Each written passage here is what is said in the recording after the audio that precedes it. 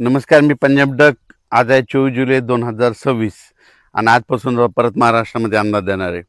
तर काल नाशिककडे खूप अतिवृष्टी झाली, मुसळधार पाऊस झाला, गुजरातकडे झाला, सुरतकडे झाला, मुंबई झाला. तर आज काय परिस्थिती राहणार? तर आज देखील नाशिककडं म्हणजे त्र्यंबकेश्वर म्हणजे पट्ट्यामध्ये म्हणजे उत्तर महाराष्ट्राकडे आज देखील जोराचा पाऊस पडणार आहे म्हणून हा अंदाज लक्षात यायचा. राज्यात मात्र आणखीन तुम्हाला एक सांगू इच्छितो, आज आहे 24, 25, 26, 27, त्याच्यानंतर 28, 29, 30, 31पर्यंत दररोज वेगवेगळ्या भागात आता पाऊस पडणार आहे. पण आता काय होणार आहे, ह्या पावसाचं स्वरूप रिमझिम नाही राहणार. काय होणार, दुपारपर्यंत चांगलं असं कडाक्याचं ऊन पडेल आणि 2-2:30च्या नंतर जोराचा पाऊस पडणार आहे म्हणून हा अंदाज सर्व शेतकऱ्यांना लक्षात यायचा. राज्यात सांगायचं झालं तर पूर्व विदर्भ, पश्चिम विदर्भ, दक्षिण महाराष्ट्र, उत्तर महाराष्ट्र, कोकणपट्टी, खानदेश, मराठवाडा सगळीकडे आणखीन जवळपासनं 5 ऑगस्टपर्यंत म्हणजे आज 24 पासून 5 ऑगस्टपर्यंत दररोज वेगवेगळ्या भागात विखुरलेल्या स्वरूपाचा पाऊस चालूच राहणार आहे म्हणून हा अंदाज लक्षात यायचा. शेतकऱ्यांनी जशी वेळ भेटेल तशी शेतीचे कामे करून घेणे म्हणजे हे एक सगळ्यात महत्त्वाचं आहे. त्याच्यानंतर राज्यात सांगायचं झालं तर आणखीन परत सोलापूर जिल्हा, लातूर जिल्हा, धाराशिव जिल्हा त्या भागामध्ये देखील त्या शेतकऱ्याला सांगू इच्छितो तुमच्याकडे देखील काय होणार आहे म्हणजे आत्ता ह्यामध्ये 24 ते 5 ऑगस्टच्या दरम्यान तुमच्याकडे देखील चांगला जोराचा पाऊस पडणार आहे म्हणून हा अंदाज लक्षात यायचा, कारण की तुमच्यासाठी ही आनंदाची बातमी. त्याच्यानंतर विदर्भामध्ये देखील काय होणार आहे, आज 24 पासून ते 5 ऑगस्टपर्यंत दररोज वेगवेगळ्या भागात विखुरलेल्या स्वरूपाचा पाऊस पडणार आहे. दुपारपर्यंत चांगलं कडाक्याचं ऊन पडणार, पण दुपारी 2:30-3च्या नंतर जोराचा पाऊस येणार म्हणून हा अंदाज सर्व शेतकऱ्यांना लक्षात यायचा. त्याच्यानंतर मराठवाड्यामध्ये परभणी जिल्हा, लातूर जिल्हा, बीड जिल्हा, धाराशिव जिल्हा, जालना जिल्हा, संभाजीनगर, हिंगोली जिल्हा ह्या मराठवाड्यातल्या शेतकऱ्याला सांगू इच्छितो की मराठवाड्यात देखील काय होणार आहे, असं चांगलं दुपारपर्यंत कडक ऊन राहील, पण 2:30-3च्या नंतर ते रात्रीपर्यंत मग जोराचा पाऊस पडणार आहे म्हणून हा अंदाज लक्षात यायचा. हा पाऊस दररोज एकदाच सगळीकडे येणार नाही, दररोज वेगवेगळ्या भागात आणखीन जवळपास 5 ऑगस्टपर्यंत असंच विखुरलेला स्वरूपात राहणार आहे.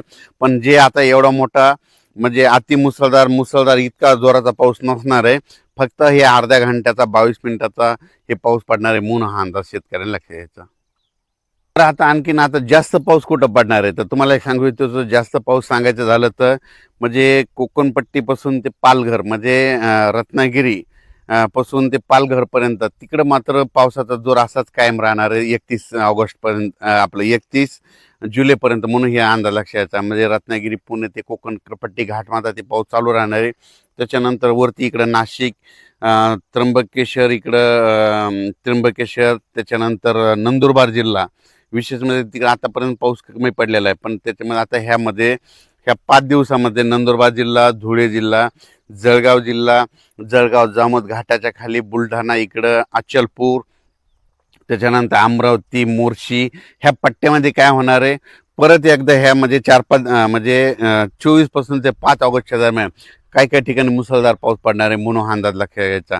त्याच्यानंतर इकडं तेलंगणात देखील चांगला आहे, आणखीन 5 ऑगस्टपर्यंत चांगला पाऊस राहणार आहे. तेलंगणातल्या शेतकऱ्यांना अंदाज लक्षात घ्यायचा. कर्नाटकमध्ये देखील तशीच परिस्थिती राहणार आहे म्हणून हे लक्षात घ्यायचं. गुजरातमध्ये मात्र सुरत असो, अहमदाबाद असो, तिकडं मात्र अतिवृष्टी होणार आहे म्हणून हा अंदाज गुजरातच्या शेतकऱ्यांना घ्यायचा.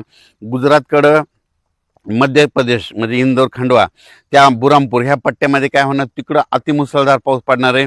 त्याच्यामुळे काय होणार आहे, मग त्याच्या बाजूला मराठवाडा लगत आहे, सीमा लगत आहे, मग त्याच्यामुळं मराठवाड्यामध्ये त्याच्या महाराष्ट्र लगत आहे. तर बुरामपूरच्या बाजूला मग जळगाव जामोद येतं, इकडं अचलपूर येतं, परतवाडा येतं, त्याच्यानंतर इकडं रायवेर येतं, तिकडं नंतर पाचोळा, भडगाव हे जळगाव जिल्ह्यामध्ये काय होणं, मध्य प्रदेशमध्ये मुसळधार पाऊस पडणार असल्यामुळं जळगाव जिल्हा, धुळे जिल्हा, नंदुरबार जिल्हा, अमरावती जिल्हा, बुलढाणा जिल्हा घाटाच्या खाली म्हणून ह्या परिसरामध्ये मात्र मुसळधार पाऊस पडणार आहे ह्या 5 दिवसामध्ये म्हणून ही अंदाज लक्षात यायचा. त्याच्यानंतर नागपूर, भंडारा, गोंदिया, चंद्रपूर, यवतमाळ, वाशिम, हिंगोली, नांदेड ह्या परिसरामध्ये देखील त्या शेतकऱ्याला सांगू इच्छितो की आता म्हणजे 24 तारखेपासून ते 5 ऑगस्टपर्यंत दररोज 1 दिवस आड तिकडे देखील असाच पाऊस चालू राहणार आहे, एकदम पाऊस बंद होणार नाही म्हणून हा अंदाज शेतकऱ्यांनी लक्षात घ्यायचा. आणखीन जर खूप मोठा पावसाचा जर अंदाज सांगायचा झाला तर आणखीन ऑगस्टच्या मात्र 10 ऑगस्ट ते 15 ऑगस्ट ते 30 ऑगस्टच्या दरम्यान पुन्हा एकदा असा जोराचा पाऊस महाराष्ट्रामध्ये येणार आहे. त्याची तारीख आपण नंतर देऊ. ते पण त्या भागात राहणार आहे ती देखील डिटेल देण्यात येईल. पण 15 ऑगस्ट ते 30 ऑगस्टच्या दरम्यान परत एकदा राज्यात अतिवृष्टीचा एक पाऊस पुन्हा एक चक्र लो प्रेशर आहे चक्रवादळ येणार आहे त्याचा मी अंदाज देणार आहे. बऱ्याच माध्यमातून एक चर्चा भेटते की ऑगस्टमध्ये खंड पडेल. तर शेतकऱ्याला सांगू इच्छितो खंड वगैरे काय पडणार नाही, दुष्काळ वगैरे पडणार नाही. तुम्ही पाहू शकता यावर्षी तर पिकं कसे आलेले आहेत. तर यावर्षी म्हणलं ज्या वर्षी पाऊस कमी पडतो त्या वर्षी